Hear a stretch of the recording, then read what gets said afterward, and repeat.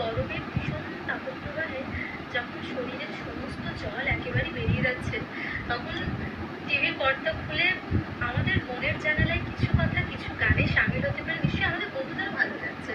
তোমার কেমন লাগছে বলো? খুব ভালো লাগছে, ভীষণ ভীষণ। এরপর কি শোনাচ্ছি বলো? আচ্ছা, তারপর শোনাচ্ছি মাসামলি রাধিয়া, তুমি এলে না, কেন এলে না? ভীষণ পছন্দের গান, কিন্তু চলো কি রেখেছে, চলো দেখি।